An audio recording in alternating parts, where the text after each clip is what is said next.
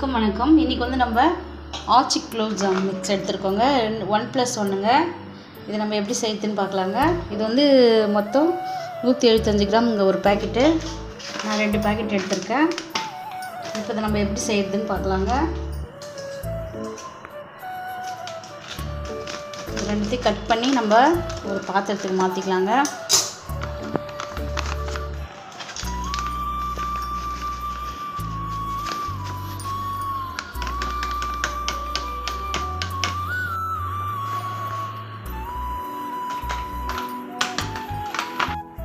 இப்போ இதை நம்ம கொஞ்சம் கொஞ்சமாக தண்ணி ஊற்றி பிசைஞ்சிக்கலாங்க.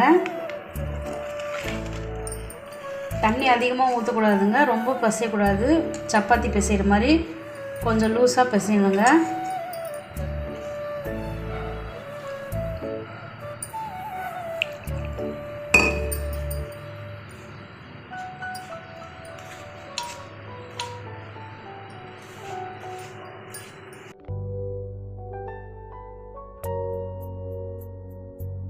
பாருங்கள், நம்ம ஓரளவுக்கு பிசைஞ்சிட்டோம். இப்போ நம்ம கொஞ்சமாக நெய் போட்டு கொஞ்சம் பிசைஞ்சு வச்சுக்கலாங்க.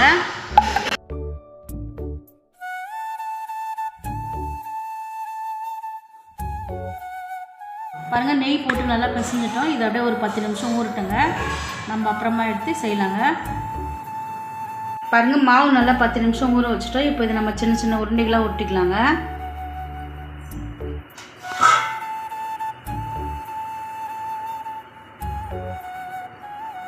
நல்லா கொஞ்சம் அழுத்தம் கொடுத்து பிசைங்க, ஒட்டுங்க.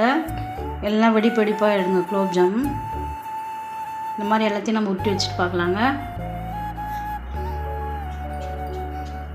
பாருங்கள், நம்ம எல்லாத்தையும் நம்ம சின்ன சின்ன உருண்டையாக உருட்டி வச்சுட்டோங்க. இப்போ நம்ம சர்க்கரை பாகுக்காக சர்க்கரை எடுத்துக்கலாங்க. சர்க்கரை பாருங்கள், நான் இந்த டம்ளரில் ஒரு 3 டம்ளர் சர்க்கரை எடுத்துக்கிறேன்.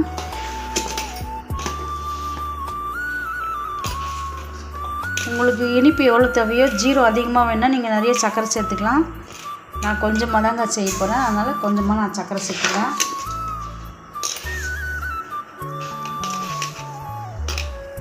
இது முழுகிற அளவுக்கு எங்களுக்கு இருந்தால் போதுங்க. 0 பாருங்கள், நம்ம சர்க்கரை எந்த அளவுக்கு எடுத்தோமோ அந்த அளவுக்கு நம்ம தண்ணி சேர்த்துக்கலாங்க. இப்போ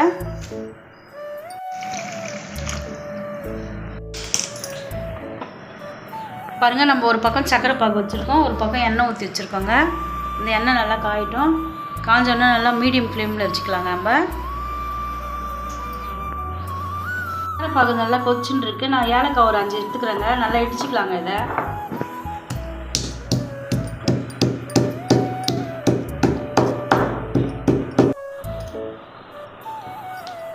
இப்போ இதை நம்ம சர்க்கரை பாகில் சேர்த்துக்கலாங்க.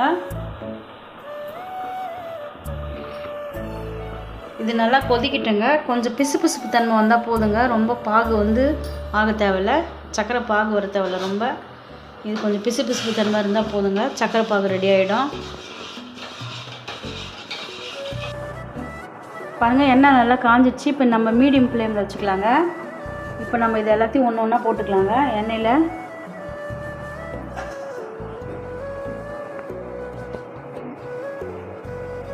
இது நல்லா உள்ளெல்லாம் நல்லா வேகணுங்க. அதனால் மீடியம் ஃப்ளேமில் வச்சு நல்லா வேக வச்சுக்கோங்க.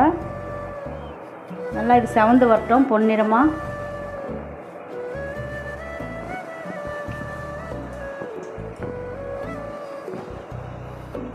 ஒரு பக்கம் வந்துடுச்சு, நம்ம திருப்பிக்கலாங்க.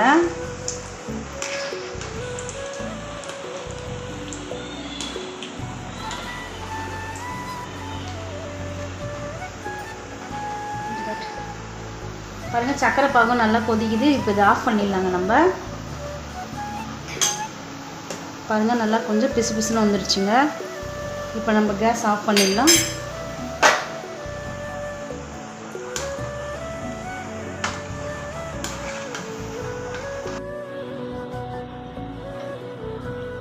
பாருங்கள், நல்லா செவந்ததெல்லாம் எடுத்து நம்ம இந்த பாகில் போட்டுக்கலாங்க. 0ல்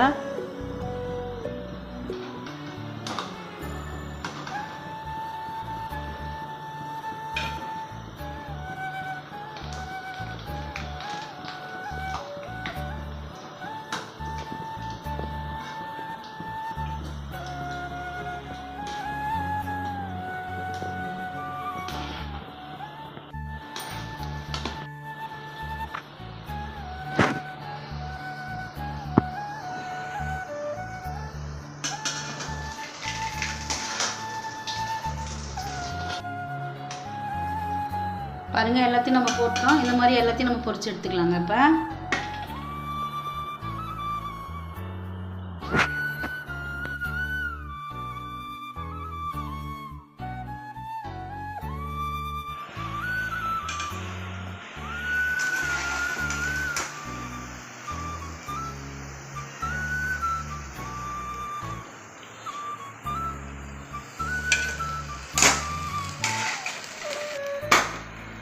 பாருங்கள், குலோப் ஜாம்லாம் ரெடி ஆகிடுச்சு. ஆச்சி குண்டு குண்டு குலோப் ஜாம் ரெடி ஆகிடுச்சிங்க. நீங்களும் இந்த மாதிரி செஞ்சு பாருங்கள்.